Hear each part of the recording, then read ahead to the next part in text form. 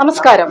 2025-26 വർഷത്തെ ജനകീയ ആസൂത്രണ പദ്ധതി പ്രകാരമുള്ള ഫലവൃക്ഷ തൈകളുടെ വിതരണം മറയൂർ കൃഷിഭവൻ ഓഫീസിൽ നടന്നു.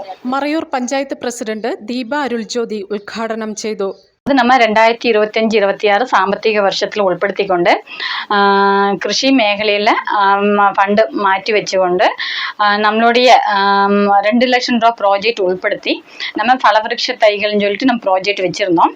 அதில் நம்ம ஏடிசி கமிட்டி கூடும்போது நம்ம என்னென்ன தைகள் எல்லாம் வாங்கணும்னு தீர்மானிச்சப்போ ஏடிசி அக்ரிகல்ச்சர் டெவலப்மெண்ட் கமிட்டியில் வந்த நிர்தேச பிரகாரம் நமக்கு வந்து இப்போ டூரிஸ்ட் மேഖല மறையூர் கிராம பஞ்சாயத்து பொறுத்த வரைக்கும் உயர்ந்து வந்துட்டு இருக்க சாகச்சரியத்தில் நம்ம வந்து மிக்கவாறும் பார்த்தா ரம்பூட்டான்லாம் பார்க்கணும். நம்ம காந்தலூர் அது போல மேഖലയെല്ലാം போகணும். அது இப்போ ஃபர்ஸ்ட் டைமாக நம்ம வந்து ரம்பூட்டான் கொடுக்குறோம்.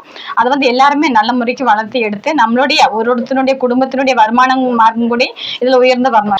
പഞ്ചായത്ത് അംഗങ്ങളായ Kuttiraj C, Thankam Paramasivam, Palaniswami K, Rosemary R, Ambika Ranjith, Sathyavathi Palaniswami, Marayoor കൃഷി ഓഫീസർ മനോജ് ജോസഫ്, ജീവനക്കാരായ ഷെരീഫസ്, സന്തോഷ് കെ എന്നിവർ പ്രസംഗിച്ചു.